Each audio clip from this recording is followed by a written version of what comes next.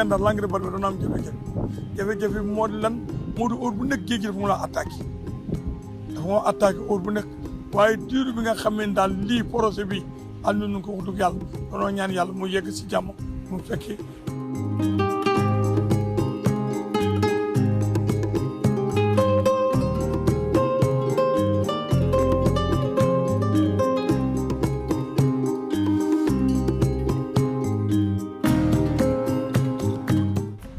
parce que lii gouvernement bi soogaa def nii dafa yéex pour man dafa yéex doo bàyyi ba sant ay milliards yàqu ba pare nga soogaa ñëw ak sa ay doj di rangale di defar lii bu njëkk la woon si njëlbeen ba mu daanoo avant moo am at incha waroon na mu mënoon na ko aar ba yàqu-yàqu bi yëpp yu am.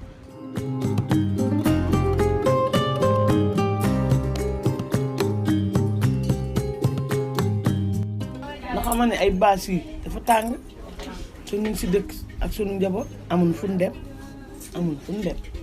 fii rek la noo toog ba keroog du ne ñëw leen si kër yi wala naan ndax fi mu ne amul fu ñu dem amatul ndax sunu kër jeex na tàkk dara de su fa dara yëpp a jeex.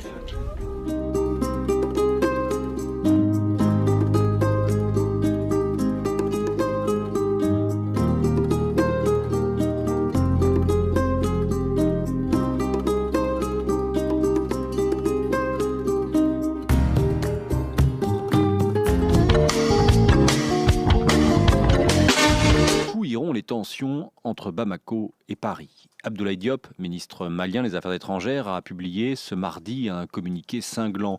Il qualifie les propos d'Emmanuel Macron d'inamicaux et désobligeants et l'a dit à l'ambassadeur de France qui l'a convoqué.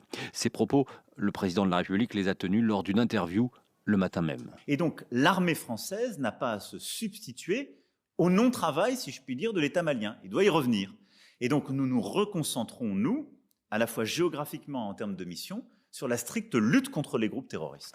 Les relations entre Bamako et Paris se dégradent depuis l'annonce au début de l'été par Emmanuel Macron de la réorganisation en profondeur de la présence militaire française au Sahel, présence qui remonte déjà à 2013.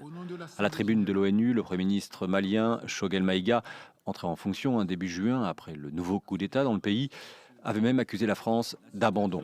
C'est une honte, avait réagi déjà Emmanuel Macron. Les échanges verbaux inamicaux se poursuivent donc alors que parallèlement Bamako se tourne de plus en plus vers l'Est, vers Moscou pour l'aide militaire. Ici la livraison d'hélicoptères.